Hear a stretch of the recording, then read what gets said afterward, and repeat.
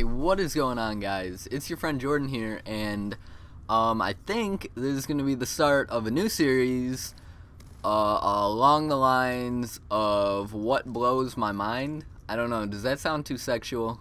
It might. I don't really know, but you guys are pervs, so you might see something weird in there. But basically, I'm going to be telling you guys stuff that blows my mind, and then hopefully you guys can share stuff that blows your mind, and then it'll just... our minds will be exploded forever. And yeah, because everybody has those things where you look at it or you're reading something and you just stop and you're like, wait, what? And then your mind equals blown at that moment and it's over from there. And so yeah, the first thing, this was crazy to me. I don't know, it might not have the most impact for you guys, but this is insane to me. So, listen to this. You guys can read up on it. There's not really, yeah, let me just get started first. I'll explain it later. So, basically, this dude, scientist by the name of Dr. Jim Gates, he, is working with, superstring equations, right? As part of string theory, and he found embedded within the equations, he found what's called, well, first of all, he found computer code. So basically he had this very, very fancy way of converting these equations down to ones and zeros. Basically, if I'm understanding it right, and I might not even be, because this is way beyond me, but basically using these transformations, he got the equation down to ones and zeros, and he found that this computer code was not only ones and zeros, but it's what's called doubly even, self-dual, linear, binary, error-correcting block code. Right? That's a long thing. I had to... it's in front of me. I didn't memorize it. Actually, I did memorize it, but I want to make sure I got it right. And, basically, what this is, it's a really, really, really special kind of code. And it was invented in the 70s, I believe. And what it does, it drives these search engines. So on your computer, you open up internet. The way I understand it, it's sending packets of data to the server and it's coming back. But in between here and there might be some interference which mutates the code and inserts a 1 where it shouldn't be, or a 0 where it shouldn't be, or takes it out. It somehow mutates it. And that can be fatal to the program.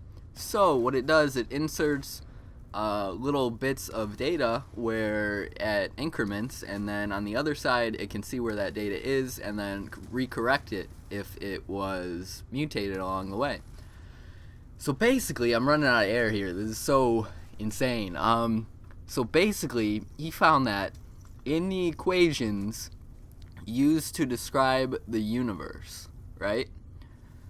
And so, first of all, this isn't like, this is the equations that humans use to describe the universe, but this isn't a coincidence that was in there. It was somehow, I mean, this specific type of code, it's not just a coincidence that these ones and zeros lined up in that particular place. It's beyond coincidence at this point. And basically, the questions that this poses is, if this is one part of the code, then what would be the rest if you compiled it? You know what I mean? And then, let me see my time. I'm at 5 minutes. That's pretty good. And so then another thing he was saying, he was talking with Neil deGrasse Tyson, and I actually don't know if he said it in that interview or something else, but he said basically, he compared it to the Matrix. You know, in the Matrix, it's all, it's basically a movie about the simulation hypothesis, and he was saying, if somebody was living inside of the Matrix, how would they ever know? And he said, well, they would know because the equations used to describe their universe would be no different from their computer code. And then he found computer code in our universe, which is mind-blowing. And then... So, whoa, I just totally lost my train of thought. But basically, I kind of think that the simulation hypothesis is kind of presumptuous because I forget who was saying it. It was some physicist in a wheelchair. I don't know if that helps. Not Stephen Hawking, some other dude. And he was saying he didn't believe it the way it is because basically the ancient Greeks said they thought spheres were really cool, and they're like, hey, the universe must be a giant sphere. And then the Romans came up with clocks, and they were like, hey, clocks are pretty neat, the universe must be a giant clock. And then we come up with computers, and we're like, hey, computers are cool, so the universe might be a giant computer. So I think that it's not exactly like how they're saying it, because I think it's really presumptuous to say that, like, hey, this is a computer, the same thing that we're simulated on, and we're somehow so smart to make it. I don't think that if something was possible of simulating an entire universe, I don't think that that we would have made it yet. You know what I'm saying? And maybe that's just my ignorance, but it would have to be a lot more powerful than a computer, and probably a lot more powerful than a quantum computer too. It might be on a whole different other plane of computation. But anyways, back to another topic that I wanted to talk about. If this somehow was proven in the future, and to be honest, to be completely fair, this it's not down to a science what this guy is doing. He basically, he turned, I don't even know what he did. It blows my mind. He turned these equations into, like, four-dimensional, shapes, and then connected them with each point representing a different,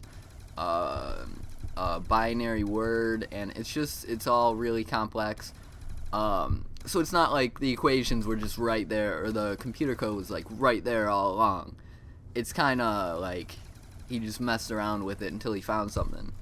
And then if you want to read about it, according to him, there's like 2 articles written about it by journalists, and then there's a couple really, really, really, really complicated article or like research papers written about it by scientists that nobody on Earth can understand. And so there's not too much research to be done on your or my part. But it's cool to think about. And then another thing, if the universe, if somehow this was right, and this guy was, did find evidence that we're all living in the Matrix, would that prove the existence of God once and for all? I want to know what you guys think, because I'm leaning toward yeah, but I already believe in God, so maybe I'm biased in that answer. So leave what you guys think. If the universe were simulated by a computer or something way beyond a computer that we don't even have the technology to grasp yet, would that prove the existence of God? And yeah, you guys think about that for a while. Leave a comment. Until next time, I love you guys. Goodbye.